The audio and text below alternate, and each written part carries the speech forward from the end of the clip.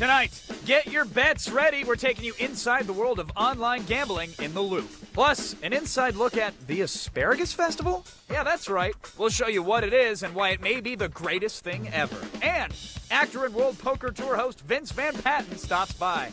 We're all in on this one, kids. It's Attack of the Show. What's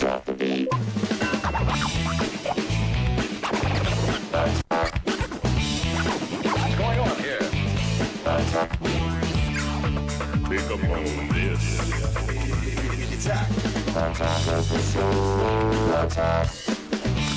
I was going to open the show like that. I decided to get Wait. All right, yeah, all three people are fired up. Two camera guys are asleep. This is how bad it is. All our interns left, so there's no one to clap for us. Oh, they're all out seeing Da Vinci Code. You can't blame them. That's true. Everybody, welcome to Attack of the Show. We're glad you're here. Really, we are. This week, it's the second week. It's an all-new Attack of the Show. I'm just starting to really get comfy in the new place. I'm happy. Me too, Kev. You know, there's so much to get used to around here. We have the scrolling ticker that gives you news and movies, sports, and the tech world, of course. Everything is all there. Oh, and don't forget the monitor heads back there, those creepy things. Look, I know that they're slightly scary, They but scare you. They're very important, though. They really are, because you can send them your video voicemails. Just go to g4tv.com, and you can ask us about your world, and then what we'll do is share ours. And it's a bunch of sharing and love. It's a good thing. It's like we need to form a circle of trust. We need more communication because, quite frankly, you've been distant lately. Yeah, that's right. We double dog dare you to ask us what you really want. Wow. Yeah, that seriously. escalated quickly. It did. Last year, Americans laid down $6 billion in online gambling. But is online poker playing a real way to a professional poker career? Well, many people think so and are spending big dollars doing it. We're going to talk to Gavin Smith, John Caldwell, and Sean Chacon in The Loop to see what the experts really think about all this. But let's say festivals are more your form of entertainment. Well, don't worry, we've got you covered. We went to one you've probably never heard of. It's the Asparagus Festival, and you're really gonna have to see it to believe it. I'm just gonna leave it at that. Great. And stopping by the Attack studio today is host of World Poker Tour, Vince Van Patten. Now, he's had a very interesting career from acting to poker playing. We'll see how he got so good at it. Also, we'll take you inside the world of gadgets and microchips with Will O'Neill and AOTS Hardware. Today, we have the scoop on the latest digital cameras you need. Yeah, it's a really good roundup, actually. Action-packed. Very action-packed today. I might even get up and ninja kicker in the head. I don't know, but right now, I was that quick, actually. You so didn't good. even, So good. Go back on the TiVo looking slow-mo. Right now, though, we're going to take a look at the feed headlines that Layla Cayley has for us. Here they are. Thanks, guys. Here's a preview of today's feed headlines. The critics have spoken, but so have the fans. Find out how big the Da Vinci Code's opening was and why. Lookout Trio and BlackBerry. Motorola's unveiling its version of the smartphone. You gadget guys will want to see this one. And game developer Ubisoft is turning a TV hit series into a video game. What's the show? I'll give you a hint. Nah, you know what? How about I just tell you later?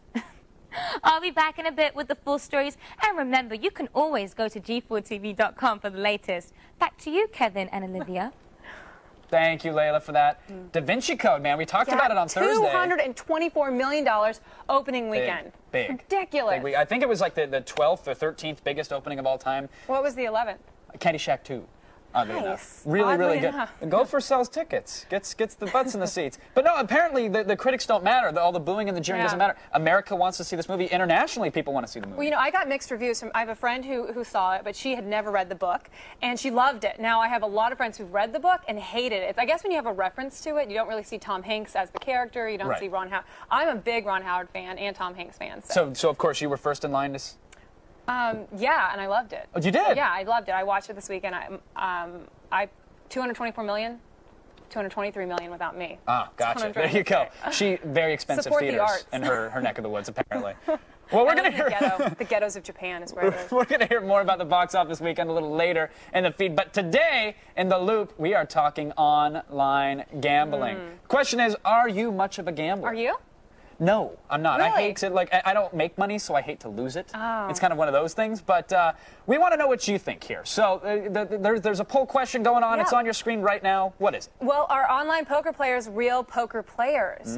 Things that make you go, That's where you're supposed to join in. Oh, I'm sorry. I was mesmerized by the graphics on the screen. Nice. Text your vote. 1 for yes, 2 for no to G4TXT. That's 44898. And there you can vote and register for AOTS live news alerts. We're going to listen to what you have to say after the break. Do you gamble online? Not online, but I do. I love poker. I'm really good. Do you go to the casinos to play? Do you have like a ladies' night where you all get together? Why is it gotta be ladies' night? Well, just because. Because you want to come? Pretty much. Nice. All right, but I do play poker. I'm pretty damn good. Nice. All right, and coming up, we're debating online gambling in the Loop. Can you really become a pro poker player by playing online? We have the experts buying in. Stay with us. We're not letting you fold when Attack of the Show attacks. But first, if the Da Vinci Code is not your thing, and I understand, we have an exclusive Attack of the Show film that may be a good alternative. Join us because we're about to crack the Bob Ross Code. His works are legendary. His paintings are inspirational. And his secrets have been hidden by a vast conspiracy. Until now. So what we're going to do right now is we're going to paint a couple happy little trees right behind the barn. In a world of babbling brooks and fluffy little clouds lies a secret. A secret some would kill to keep hidden. Bob Ross is a pawn, my friends, one of dozens that have served us over the centuries. Don't you see? But when one man uncovers the truth, I see nothing. he'll find a foe stronger than he could have ever imagined. Oh my God. What we need is a few happy little trees right behind that barn. From the makers of Warhol of the Worlds and Monet Talks. You want to draw a little bit of attention to it, but you don't want to show off. No one likes to show off. This summer, secrets will be unearthed.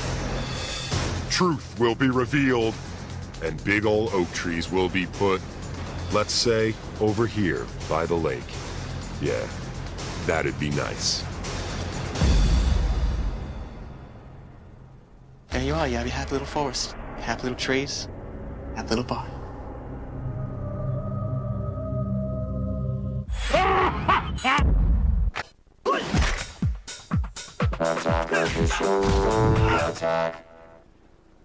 Hey folks, you know, poker is on fire. It's estimated that 50 to 80 million Americans play the game from casinos to living rooms and, of course, online using the internet. It's this web of information on a superhighway.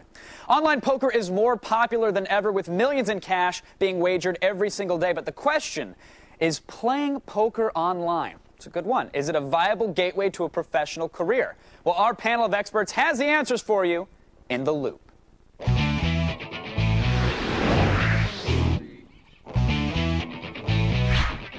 Before the break, we asked you if online poker players are real poker players. Well, according to our poll, 67% of you thought that online players are indeed the real deal. And joining us via satellite to help make sense of it all, we've got World Poker Tour's Player of the Year, Gavin Smith, professional poker player Sean Chacon, and editor-in-chief of PokerNews.com, John Caldwell. Gentlemen, thank you for joining us in The Loop. Online poker versus real-world poker. Sean, I want to start with you if I can. 67% of our audience says that online players are the real deal. They should be treated just like real players. Do you agree? I mean, I think poker is poker, gambling is gambling, but the people that voted, they're the ones that probably voted on the computer screen, so they probably had an edge as far as the voting went. Well, so are they crazy, though? Let's say, your personal opinion, do these online guys stand a chance at a table with real flesh and blood players? I don't think so. I mean, I've been playing for like 20 years, cash games, live games and stuff like that. So to me, you got to be able to see the person, the person you're playing against, and just see, what he looks like, what he acts like when he hits a card, when he makes a hand, when he's bluffing. All to right, me, Gavin, tells are very important. You looked a little pained there when it was said that the online guys don't stand a chance. You're a veteran of the online scene. Your chip tricks, though, are they on par with the guys at the real table? Because that's what really matters, right? Can you do the 2 stacks into 1? Do you have all that down? I can do a little bit of a good riffle. That's about it. Good. Now, what do you think, though? You've obviously played online and at a real table. Is the poll accurate? Are you the real deal? Can these online guys survive at a real table environment? Well, I mean, obviously, yes, they can. I mean, they're doing it. You're seeing some of the stars of poker now come out of the online environment. I mean, Eric Lindgren started as an online player. Now he's one of the top tournament players in the world. Patrick Antonios is another example. I mean, it's happening. It's poker's poker, like Sean said, but it's just a different skill set for online. And it's when you get to the live game, you have to adapt and pick up the physical part of the game. Okay, now, Gavin, some people say that the online gamers, they're too aggressive. That's their style of play. Is there any merit to that kind of a statement? Do you find that when it's in an internet setting, when it's online, when people are anonymous, they tend to be more aggressive at the table?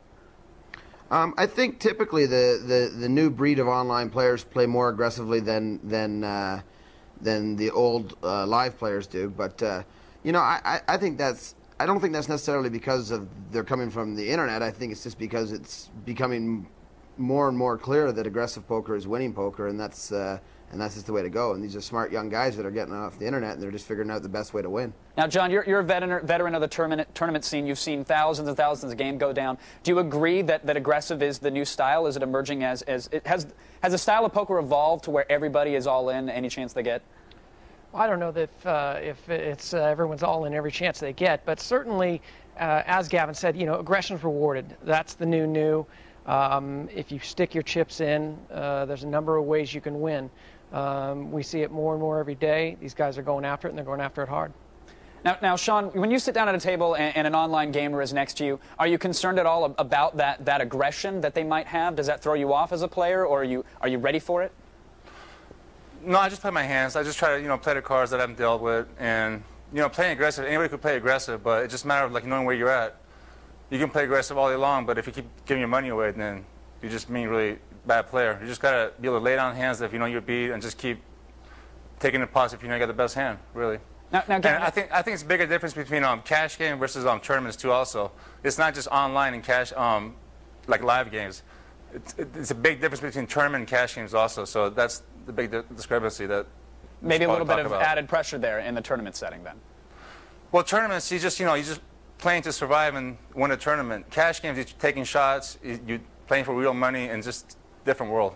Now, Gavin, what does it take to be successful in the online world now? Because it seems that there's 1,000,001 people doing it. There's 1,001 sites to actually do it at. Is there a particular skill set that you need to survive online that is different from the real world? Well, I think mostly on the internet, you need to. It's much more important to know the math of the game and to stick to the math of the game. Because you're not having the physical aspect, so you're not able to pick up on physical tells. So I think that you need to be very solid in the math, and you need to be able to recognize betting patterns. Now, John, is there a moneymaker syndrome going on right now with the success of these online gamblers? Have they made it seem almost too easy that anybody can win? If you know the math, you're fine, so you should show up at a table and get embarrassed at a casino? Well, for an advertising perspective, obviously that's what they want to sell. You're certainly not going to have a commercial on the air that says, come to XXX Poker and lose all your money. But that's the dream. Chris Moneymaker started it. He turned $40 into $2.5 million, and that's what a lot of these guys out there that are signing up, want to do. Now, at the end of the day, do you think that the popularity of the online game, is it a good or a bad thing for the real world gamers, for the table gamers? I think it's good. It gets action going. Them online, just like you said, they play real aggressive and it's constant action. John, what say you? Sorry? What do you think about is the popularity of the online game, is that helping the real world guys? Absolutely. I mean, it's bringing more and more people into the game every day, and that's always a good thing. Promoting poker is a good thing, and online does it well. Gavin, one final question for you. Any advice for the online guy who's worried about going all in, walking into a casino, sitting next to guys at a real table? Is there one thing that they need to know that they might have learned or might not have learned, double-clicking a mouse? Well, I guess probably the biggest piece of advice I'd get them is to do the same thing every time they bet or whatever. Whether it's putting their hand on their chin or whatever and looking at the same spot on the table. I would stick to that so that you're not giving off too much in the physical aspect when you're first starting. You wouldn't recommend the hoodie and the Ray-Ban sunglasses and the face paint, nothing like that to throw them off, right? No, I don't think that's necessary. Consistency is key. Guys, thank you so much for joining us, everybody. To Gavin, Sean, and John, thanks for keeping us in the loop, guys. We appreciate it. Thank you. Thanks. Olivia, what do we have coming up on the rest of this attack of the show? Well, still ahead, we're taking you to an asparagus festival. That's right, I said asparagus. You can always count on us right here at G4 to reveal the American underbelly when Attack of the Show continues. But first, here's what we've been listening to.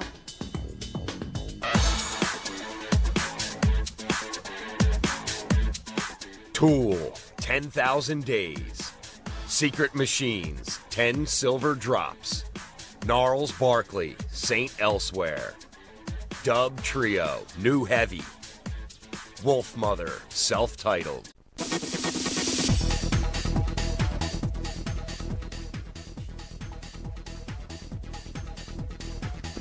Weeknights at midnight just got a little bit darker with the Midnight Spank. It's a late night block here on G4. You can peek inside G4's late night peep show for the fastest, funniest, and most dangerous assault of animation. We could actually sneak past the censors. This funny, strange, and a little bit twisted collection of animated shorts serves as a showcase of fantastic up-and-coming animators and features an array of bizarre and crazy characters. If you don't believe me, just check out these true-life slacker confessions in Nick and Haig. You guys ever heard the word jaded before? That describes me and women. I don't like them because they cause emotional damage and they confuse you. Not to mention they have boobies and vagina, which are the vice of human beings. Bunch of men. Human beings. Men. As much as I love boobies and vagina, I feel that inherently they will do me harm at some point in time. So, at this point, my relationship with the opposite sex is one of absolute fear, confusion, and jadedness. Amen, brothers and sisters. Beans. Tonight's episode showcases the cutting edge of today's most irreverent and amusing shorts from top animators, including Little Ninja, Happy Tree Friends, 25 Ways to Die, Chicken Dales, Brad's Blog, and even the Foucones. Tonight on Midnight Spank, it's G4's late night peep show following Brainiac. But right now, let's go over to Olivia, where she just may have the next cultural phenomenon. Coachella, Burning Man, the Asparagus Festival. All right, okay. It may not be there yet, but it could turn out to be one of the biggest festivals around, and G4 would be on top of it. That's right. We hopped in the back of the pickup and paid the Asparagus Festival a visit. Seriously, we did. Check it out. Each year, for one weekend, Stockton, California's Asparagus Festival is home to not one, not two, woo, that's a race, people, but three of the world's greatest sporting events. Can you see how close this is? First up, the Great Spirit Race is a 1-mile test of a man's limits. And what better way to test one's limits than to run a race dressed as an asparagus? I'm still in pretty good athletic shape. However, when you're an asparagus, sometimes it's nice, because on the running path, if you get hungry, you can just eat yourself. The only way to win is to stay completely focused. I want to take you to dinner. Somewhere nice. I got money. What are you talking about? I'm loaded. Whew, that's my kind of lady. I'll be waiting for you, baby. We're going to hook this up. Next, an event that brings mascots together from all over California's Central Valley, the Asparagus Spear Throwing Contest. And I caught up with last year's champion, Thor, of the Stockton Thunder. Now, Thor, what's your secret to success? Very strong muscles, he says. He's a man of very few words. Could the silent giant repeat as asparagus tossing champion in 2006? With competition like PGE Helmet and Asparagus Girl, there were no guarantees. The winner is Thor of the Stockton Thunder. I can't wait for next year's competition. Can anybody say three-peat? Are you guys ready to see these guys eat deep fried asparagus? Yeah! But if you're talking athletes and asparagus, there's only one event, the annual Fried Asparagus Eating Contest. 3, 2, 1, eat! America's finest gurgitators turned out for the 10-minute intestinal tournament. Their friends tell them to stop, their families tell them to stop, their stomachs tell them to stop, but they will not stop. 3, 2, 1, stop eating! And after the smoke and asparagus cleared, and your 2006 champion, Mr. Joey Joe Chestnut! Joey Joe Chestnut! To the victor go the spoils, and to the losers go the Alka-Seltzer. Well, this wraps up my third day at the Asparagus Festival here in Stockton, California. I ran a mile, I ate a lot of fried foods, and my urine smells absolutely repulsive. But now it's time to say goodbye. Much love. I'll see you in Gilroy for the Garlic Festival, if they let me in.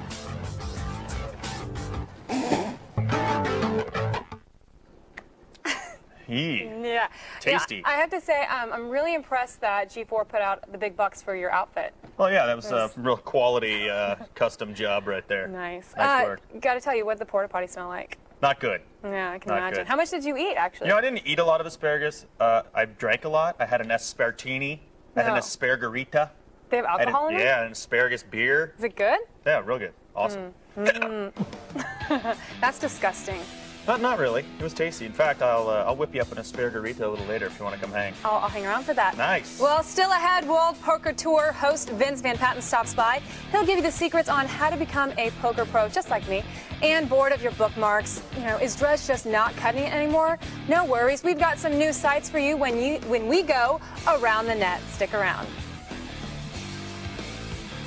Computers on Attack of the Show provided by Intel. Game on. Power up. Take control with the Intel Pentium Processor Extreme Edition.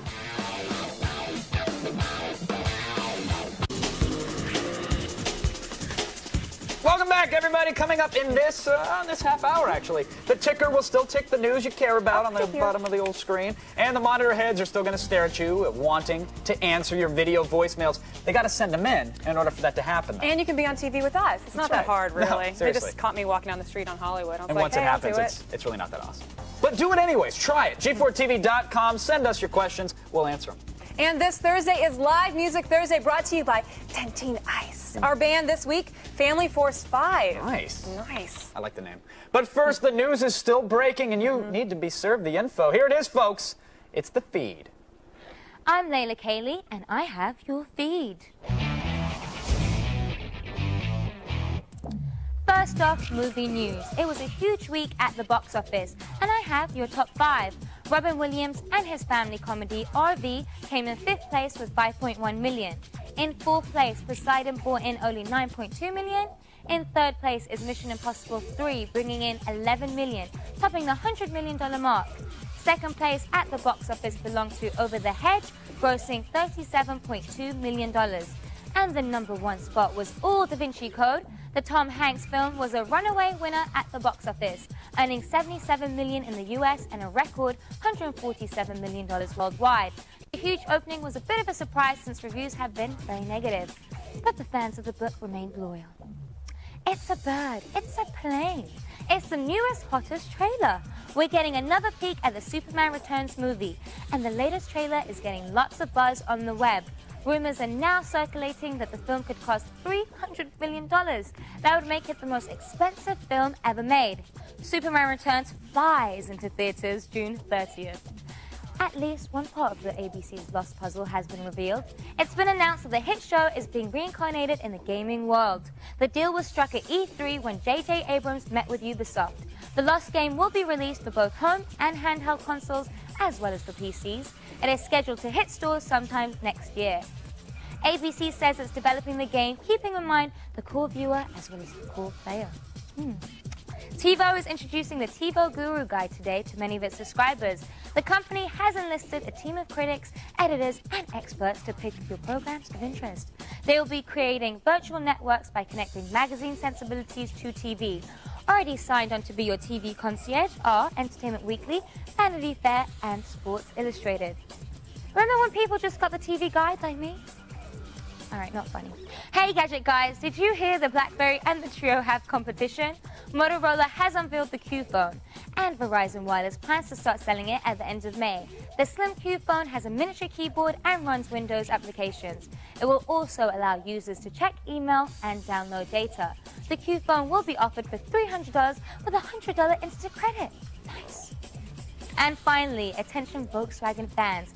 VW is celebrating the 30th anniversary of the Golf GTI with a special edition. The VW Golf Edition 30 comes with a souped-up engine, delivering 1 extra horsepower for each year of the car's existence. And to make sure everyone knows you're cool and have a special edition car, the VW has a plaque on its rear end that says Edition 30. Visit G4TV.com for all your news and info, and that's today's feed. Thanks, Layla. Now, everyone knows that there's a ton of content on the internet. Lucky for you, we've filtered out the crap to save you some time. Get ready for another edition of Around the Net.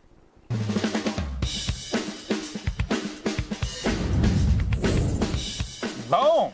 Boom. All right. Kevin. Yes. How about we start things off with some weapons? Calling himself Chuck Nasty, this martial artist Chuck video. Nasty. Yeah, exactly. That's my nickname too. Proves he can kick some serious ass. Finally, a Chuck on the internet that isn't of the Norris variety. If swinging metal nunchucks around your face isn't exactly what you would call a hobby, then put that mouse and keyboard to good use and watch how this chucker gets down. I like that. I like that. I was ready for the Norris variety to be dead Really? off the net, so I like that. That's good. All right, now if you're finally stuck in the middle of the woods with nothing but your girlfriend and a condom, I know things are looking good, right? Soggy dream come true. But then, oh, she starts whining about how cold the weather is. But luckily for you, starting a fire with a condom is not only possible, apparently it's easy and fun too. Just be sure to click through this site's demonstration of how to start a fire using nothing but a condom, a few twigs, and some good old-fashioned mountain spring water. That's not a euphemism either. Just, that's incredible, man. Who knew condoms could actually cause, like, a pleasurable burning sensation? What a poor, poor way to use a condom. Right. I can think of a couple better ways. Putting it over your nose and then exhaling and watching it through the inflated nipple thing? You're No. still a virgin, aren't you, Kevin? Pretty much. Okay, great. Well, try to imagine what would happen if Mario's moves met David Jaffe's direction. This Flash cartoon features Mario crushing and stomping out Goombas with enough violence to make Kratos, the god of war himself, seem friendly. With a little help from a turtle shell and a mushroom, of course. Mario is able to quickly bash his way through level 1 minus Oh, 1. God. That's right. He just fit his entire fist in there. I know. It's awkward here. Yeah, Things sorry. got quiet. Yeah. Moving on. Violent Nintendo characters, what more could you ask for? It's true. Fisting turtles was the answer, Yeah. and that's why I was trying to set it up. No, you weren't. I wasn't, you're right. Finally, Macintosh owners prove that they too can be Star Wars nerds. Look at this right here. This is awesome. Now, over the weekend, an application was released that turns your PowerBook Mac into a lightsaber, or at least it'll make the Mac sound like a lightsaber. So here you can hear me kind of tilting it around. It uses the motion setter so that if it gets a sudden jolt, you get some lightsaber effects. That's awesome. Isn't that awesome? But, it's a great way to waste $2,000 when you go to stab somebody with it. Here at Shatters. G4, we're like at the top of the tech world, Yeah. but we've got this huge mic just attached right on there, bad boy. Well, don't you think- they want to hear it. Now, you know? is this what you call in the industry duct tape? That's it's actually gaffer is the industry term. Wow. But here's what I like to do because I'm such a professional. I like to shut the mic off, as you noticed earlier in the show, so you can't hear a thing. It makes the show a whole hell of a lot better. Nice. That is nice. It's a cool Kev. little application. If you've got a laptop, go install it and shake it like a baby. Shake it like a baby. Hey, all right. As always, be sure to visit our website for all of the infos and all the links you just saw, everything you saw right here. That's right. And remember, if you haven't been to attackoftheshow.com for those links, then clearly you haven't been Around the net. Show's not over yet. Sit back down. Sit back down. We still have your AOTS hardware update, giving you the heads up on what digital cameras are worth your hard-earned money. Kevin, I'm talking. I was going and around the World Poker Tour host Vince Van Patten stops by. Stay with us. We'll be right back. Kevin, did we not get in my shot? I was going around the net. The feed is brought to you by Volkswagen. On the road of life, there are passengers and there are drivers.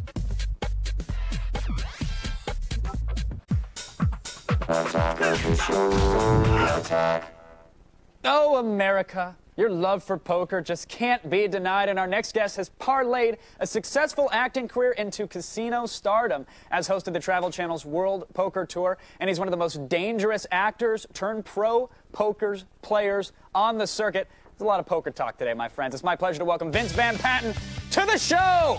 Vince, how are you, man? Very good. How you doing? Doing very well, thank you. Nice to see you. I was expecting you should have released dubs. Yeah.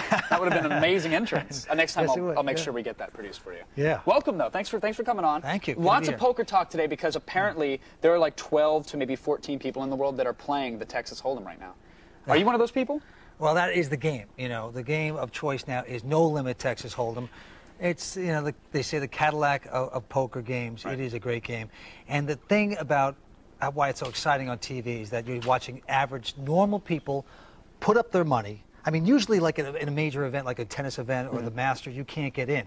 Anybody can get in on the World Poker Tour and the World Series. So people off the street are giving it a shot, and you're watching them gamble millions of dollars. Well, and that's because you can't have the guy who's the best Virtua tennis player on the Xbox go up against a Venus or Serena. Chances That's are right. that match is going to be as interesting as somebody who's playing poker online. That's right. Now you're the actor and the poker player, but you're not one of those guys who's just using the fact that you've had a successful acting career get him a seat at the table. You're quite the card shark, I'm told. Well, yeah, I've been playing poker since I was 9 years old, and I've been playing in the World Series since, the last 15 years. And now I host the World Poker Tour. We're going into our fifth season. So, I know the game, and been around it for a long time. How has it changed? Have you seen it really evolve? Or I mean, we said earlier in the show, we were talking about it in the loop, that the gameplay is getting a little bit more aggressive. Do you agree with that? The game, there's so many games, especially in Los Angeles. I mean, it's celebrity games, so to speak. You know, every actor likes to play, like Jimmy Woods and Tobey Maguire and these kind of people. And there must be, 5 games a night, big games in Los Angeles, in the Los Angeles area. Right. Everyone's playing, everybody's enjoying it. Now, you're called the king of the Hollywood home game. Why is that? Are you hosting big parties for these guys? Well, I guess, I've been playing games in Los Angeles for a long time. And Steve Lipscomb, the creator of World Poker Tour, just kind of nicknamed me that because I've been playing these games for a long time. So right. I guess I'm the king. So who do you have showing up? What are some of these names? Who have you busted at the table? Who have I busted? Eventually in a poker game, it's down to 3 of you. Vince, I've given you a chance to slam Ben Affleck. Who are some of the greats that have been at your table that you've taken down? I can't say that I busted these players because these celebrities like Toby and Ben, they're totally world-class. Jimmy Woods, who, were both spokespeople for HollywoodPoker.com. He's a great poker player as well. Mimi Rogers, Jon Favreau. I mean, you got actors make good poker players because they can use their acting talents, and they're also so competitive. They know how to compete, they know how to concentrate, and that's what you need. They know how to read people. Do you ever find that they overact, though? Has Affleck shed a tear when he has a bad hand to really kind of sell it to you? No, they go the other way. In fact, they're not using their talents enough to mix up the players, if anything. So they could even use it more. But you mentioned HollywoodPoker.com. This is an online site where the average Joe can play against somebody from Hollywood? Yeah, it is. It's myself and James Woods are spokespeople for it. It's just a site anyone can play, very social games, and every game you can think of. But the good thing about it is you're playing against many different celebrities. There's a stable of celebrities. Right. And Jon Favreau's on there. Yeah, James Woods, Dennis Quaid. You could go all in against Michael Ian Black. That's apparently. right. That's right. Yeah. And I think people, like rubbing elbows with certain celebrities, and to play poker with them. What's better than that? I want to take them down. I'll be honest. Yeah. How does this work? Are they at home and they log on every night or so to play, or is there a schedule? Can we pick our favorite celeb and get a spot at the table with them? Do we have to vie for a spot? Well, we have games on Sunday and also Tuesdays and Thursdays that are celebrity games. And if you knock out a celebrity, you get an extra amount of money. So you get a bounty on their head, so to speak. That's awesome. Yeah. Aside from yourself, then who's the biggest bounty? Who do people want to take down? Well, they like to take Jimmy Woods because he's such a talker. He's a brilliant guy. He'll tell you that. But he'll tell you his IQ is 180 and all that. So he's great. He's a great target to knock out of a game. Why? And one last thing, because we're almost out of time, but I have to ask, just from your opinion, why poker? Why not Skip-Bo? It's a rousing game. How about Uno? Why aren't we seeing professional Yahtzee on TV? What is it about poker that is drawing so many people? It's the greatest game in the world. You put up or shut up. It's putting up your own money. You're gambling. You're putting it all on the line. And people say, are you surprised about this boom? I say no. If water could become a major thing, bottled water, and coffee can get ridiculous, why not poker? It's a good question. Vince, thank you so much for coming on. Good to see you. Good to meet you, man. Everybody, you can see Vince and the World Poker Tour Wednesday nights at 9 on the Old Travel Channel. But right now, we're going to toss things over to Olivia. Thanks, Kevin. I actually love Skip-Bo myself. Tournament at my house? See you there. Take a knee, people. Take a knee. Up next, Zach will juice you up with info in Sports Junk. We're letting it ride. And also, we're taking you inside the digital camera with Will O'Neill and AOTS Hardware after these messages. What's going on here?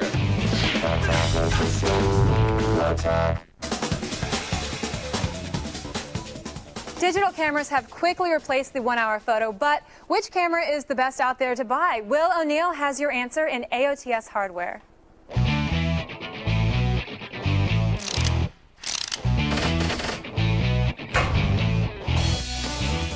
Okay, so you're in the market for a digital camera. Sure, you could walk down to Best Buy and pick up whatever the Geek Squad suggests, but you're smarter than that. You came to your boy for advice. So with that in mind, I've got 3 sweet digital cameras for you to check out. A simple point-and-shoot model, an inexpensive digital SLR, and a nearly pro-quality digital SLR that even has changeable lenses. So sit back and enjoy. Casio's EX-S600 is like the big brother to the EX-S500 that we looked at a while back, of course with some marked improvements. While the housing is the same as its predecessor, the EX-S600 boasts 6 megapixels compared to 5, as well as improved battery life. Of course, it has an SD memory card slot, and with our 2GB SD card from Kingston, we have yet to run out of storage space. Expect to pay about $350 for this sexy little thing. Technically an SLR, for single lens reflex, FinePix S5200 from Fujifilm is a great option for people who want something more than your standard point and shoot. Boasting 5 megapixels, The 5200 also sports 10x optical as well as 5x digital zoom. Not too shabby. Because it's an SLR, you can choose to frame your shots with the 1.8-inch LCD or via the electronic viewfinder. The great thing about using the viewfinder is that you'll notice that the battery life is stellar. The 5200 is XD picture card compatible and, like the Casio, should run you about $350. The granddad of the bunch, Samsung's GX1S is a full-fledged SLR. Rocking 6 megapixels, there isn't anything this thing can't do. We love the fact that it snaps pictures super fast. No more missing the shot waiting for the digital camera to decide to take the picture. Like the Fujifilm FinePix, the Samsung uses a 2.5-inch LCD or viewfinder for framing your shots, so it's easy to conserve battery life by simply avoiding the LCD. Of course, something of this caliber ain't cheap. Expect to pay upwards of $700, and that's just for the body. Well, I have, yeah, good times. I have that exact same Exlim that you showed, the Casio Exlim.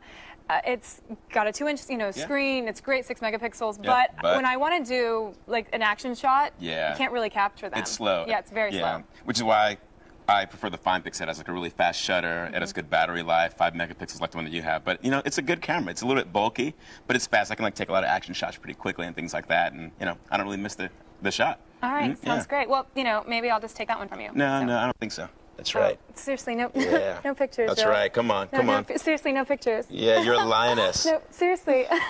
You guys just, All right, now here to tell us what's worth putting on a jockstrap for is Zach Selwyn with Sports Junk. Seriously, no pictures.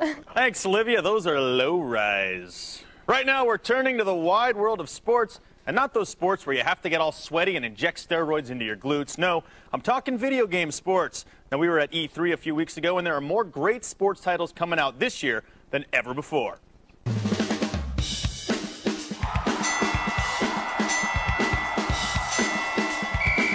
Good year for sports games. Let's dive into it. Zach, my man, let's start off with NBA 2K7. It's by 2K Games for the Xbox 360. Tell me about it. Well, this one is just incredible. It's got improved shooting. The shot stick will allow you much more accuracy in your shooting. The VIP system will get you to learn the playing styles of both your teammates and your opponents. You got a franchise feature. You can act as a general manager for complete control of your team. I wouldn't recommend not doing an Isaiah Thomas kind of thing. There we go. That could be dangerous. Yeah, don't want to go that route. You can also play a little street ball. Show off your chops with the handles. Maybe get a cool nickname like Escalade Pereira or something like that. Oh, I like that. With spinners, maybe. Yeah, sure. You got some Daytons on the court. That'd be cool. Street mode, not impressed. I got to be honest, though. It's all about the meat and potatoes is the actual hard court. Yeah. It sounds like with the hit stick, improved shooting. Yeah, absolutely. Hopefully, if you're accurate enough. It's always important to be accurate when you're shooting. Certainly. Everybody, EA Sports Madden NFL 2007 by Electronic Arts. This thing's coming out for the Wii, the Xbox 360, the PlayStation 3. I think there's an Atari Lynx version coming out, maybe a Jaguar. Sure. What's new in this one? ColecoVision. Nice. I believe. This one's just incredible. It's got new lead blocking control, which allows you to control your blocker to gain as much yardage as possible. Gotta like Moose Johnston blocking for Emmitt Smith for the Super Bowl Cowboys. Just like that. No, that was it. That was actually it. It's also got Superstar Hall of Fame mode, which will let you take control of any position on the field. You got a highlight stick. You can mimic real NFL players' running styles. I'm not talking about Terrell Owens running from his agent. Oh, snap. Yeah, I didn't mean to say that, Terrell. T.O., you my boy. You also can use actual plays from your favorite team's defensive playbook. There's a mini camp. You can control your player attributes. You got training. You got injury healing. You got everything. And now, the Wii controller. Yeah, the Wii version. Yes. Now, can we get up? Can we like maybe chop block an end table from IKEA? Sure. Can we actually move around the room when we're playing? Sure, you can tackle, your dog and probably sack a quarterback just like that. It's just physical control over different actions, and it's just based on hand motion.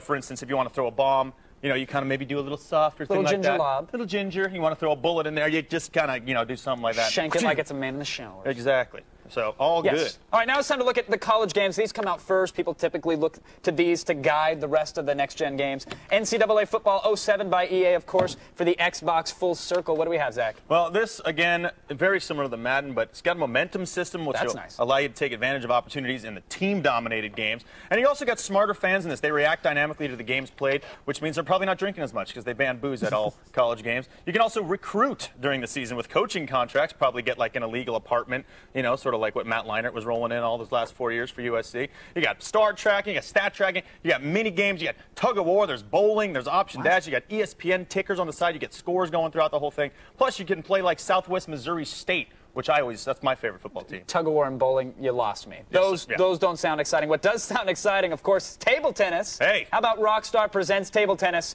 for the Xbox 360? Really? Really? This is like professional cup stacking. Well, it's almost as good as that. I kind of equate it to that Mario Tennis. Remember that game? That was pretty cool. That was actually a coherent game. Yeah, that was kind of fun. This one's a little bit better. Here? This one, first of all, you have sound effects like... Always exciting. Like you got that. 11 plays to choose from. You got 7 different types of shots. You can try to squeak one by them. Go down the baseline, something like that. You got top spin. You got all kinds of stuff. It's very balanced, and it's good for people who are too lazy to play real ping pong. I personally would like to see maybe a beer pong segment in the game. Maybe there's a mini game. We'll see. If there's tug of war in football, there can be beer pong. Exactly. And ping pong. Next year. For more info on these sports games, just visit our website, attackoftheshow.com. Folks, stay where you are, because when we're back, we'll be looking at your video voicemails. We are your peeping Tom, and you know you like it. We'll be right back. Sports Junk was delivered to you by Domino's and the new XLP Pizza. Get the door, it's Domino's.